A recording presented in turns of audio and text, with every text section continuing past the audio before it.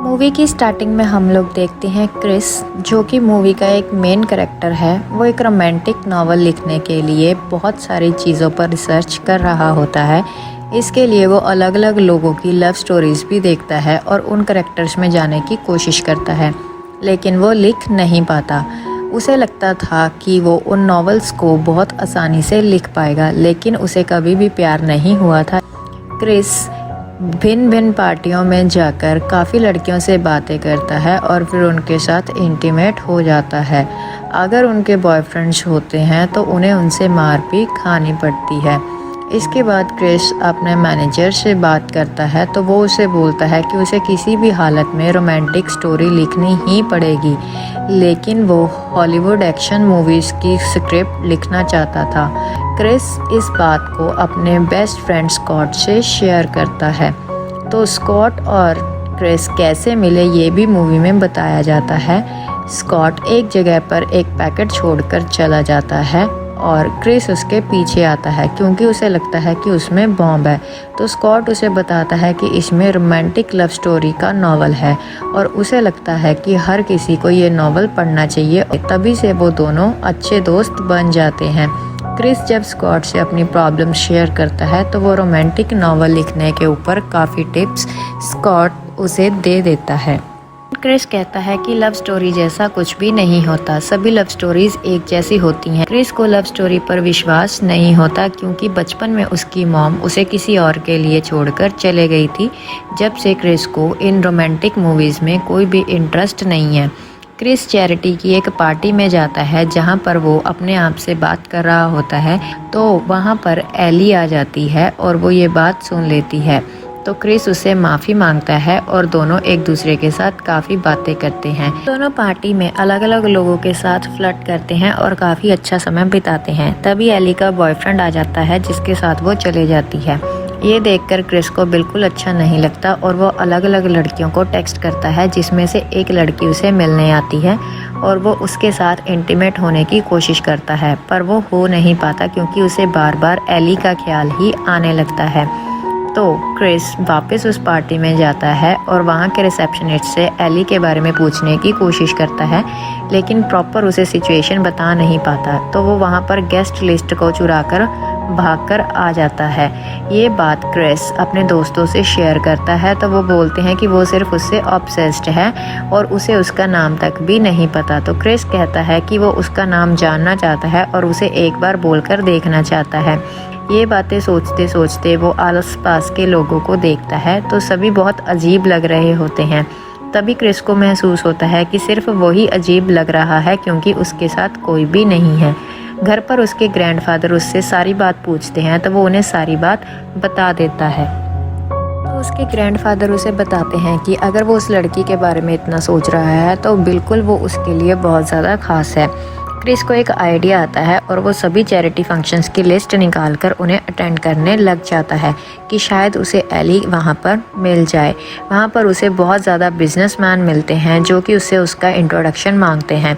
Chris एक writer होता है जिसे ज़्यादातर इमेजिनेशन में रहना पसंद होता है, तो वो बहुत बढ़ा चढ़ाकर बातें अपने बारे में बोल देता है और सभी लोग उसकी बहुत ज़्यादा तारीफ़ करते हैं। उसके बाद क्रिस अब गिव अप करने वाला होता है क्योंकि उसे एली कहीं भी नहीं मिली होती, पर वो लास्ट चैरिटी फंक्शन में जाता है जहाँ पर उसे एक बिजनेसमैन स्पीच देने को बोलता है। क्रिस को स्पीच देनी नहीं आती थी, इसलिए वो बहुत अजीब तरीके से बोल रहा था जिसे एली देख रही थी और हंसने लगी। क्रिस एली के पास आता है और उससे बहुत सारी बातें करता है। तो एली उसे बताती है कि उसे अपने बिजनेस के काम के लिए यहाँ पर आना पड़ा।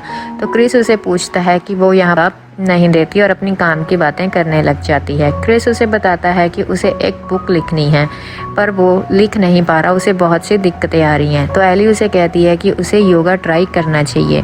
क्रिस उसे कहता है कि उसका ध्यान रखने वाला कोई भी नहीं है। एली क्रिस के साथ समुंदर की बातें करने लग जाती है और क्रिस उसे ही देखता रहता है, जिस बात से एली हंसने लगती है। और उसके बाद क्रिस ये बात अपने फ्रेंड स्कॉट से शेयर करता है और उसे कहता है कि उसे लगता है उसे किस करना चाहिए था, लेकिन उसका एक बॉयफ्रेंड है। तभी पीछे से उन्हें एली मिल जाती है और वो दोनों एक शॉपिंग पर जाते हैं। एली उसे कहती है कि वो उसका पीछा कर रहा है तो वो पुलिस में कंप्लेंट करेगी, पर क्रिस कहता है कि ऐसे कोइंसिडेंस पर मिलना बेटर नहीं है, हम दोनों नॉर्मली भी मिल सकते हैं।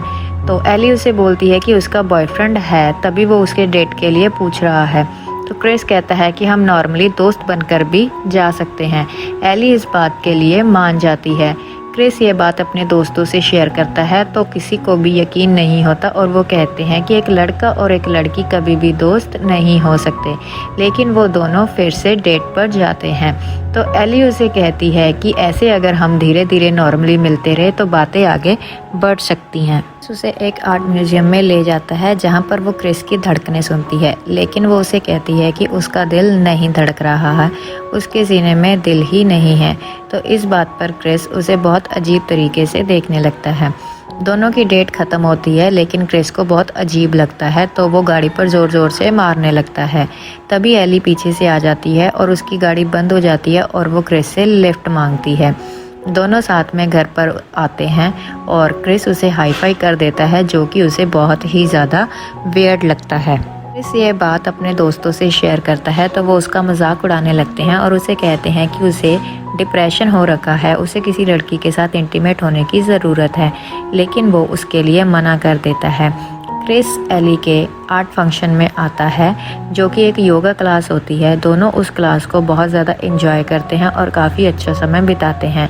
उसके बाद दोनों एक रेस्टोरेंट में मिलते हैं जहां पर क्रिस उसे पूछता है कि क्या वो अपने बॉयफ्रेंड के साथ खुश है। तो एली कहती है कि हाँ, वो जॉब सेटल्ड है और अपने काम को लेके पैशनेट है, वो जल्दी ही शादी कर सकते हैं। तो क्रिस कहता है कि ये तो चेक लिस्ट है, इसमें हैप्पीनेस की कोई भी गारंटी नहीं है। तो एली उससे उसकी मैरिज के बारे में पूछती है तो उसे कुछ भी पता नहीं होता और क्रिस उसे कहता है कि शायद वो उसे पसंद करता है। तो एली उसे कहती है कि अगर वो उसे पसंद करता है तो फिर वो आज के बाद नहीं मिल पाएंगे।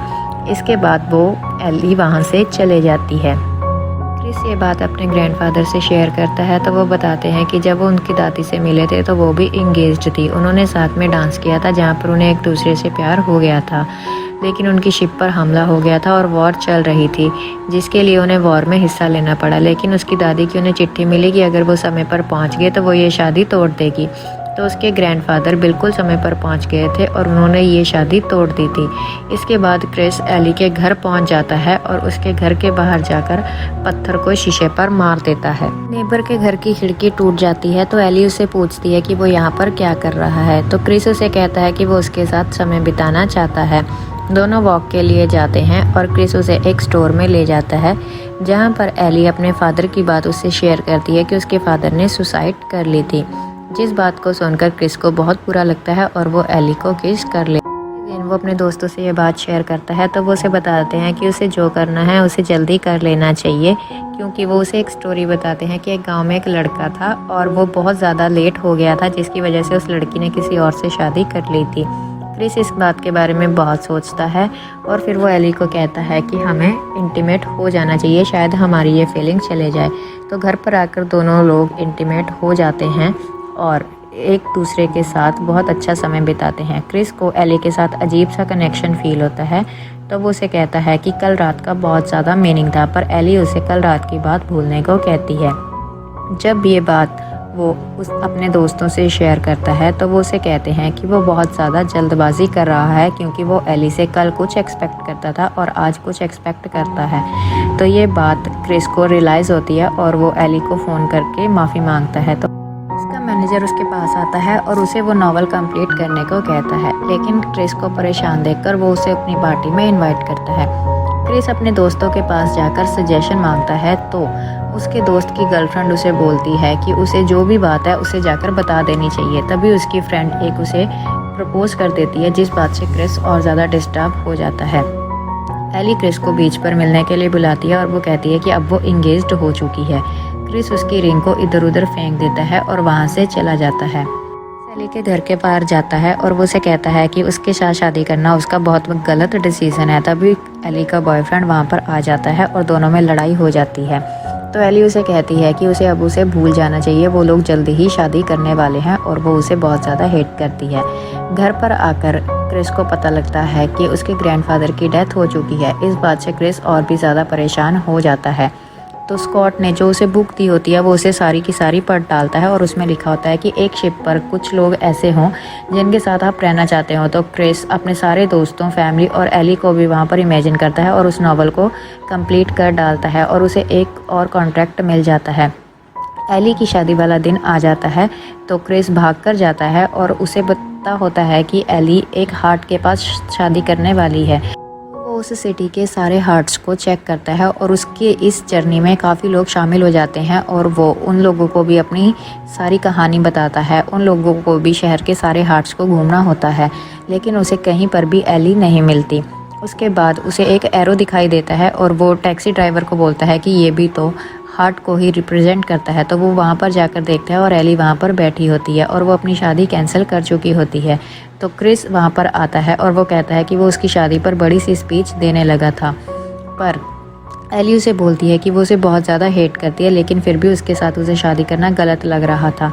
उसकी सारी रिलेशनशिप्स फेल हो जाती हैं। तो क्रिस उसे कहता है कि ये एक परफेक्ट मैच है, हम दोनों साथ में रह सकते हैं और अच्छे से अपनी लाइफ को बिता सकते हैं, क्योंकि अगर वो फेल भी होना चाहता है तो उसी के साथ होना चाहता है और लाइफ में कोई भी रिग्रेट नहीं रखना चाहता। इस बात पर दोनों एक दूसरे को किस कर लेते हैं और दोनों फिर साथ में ही रहने लगते हैं।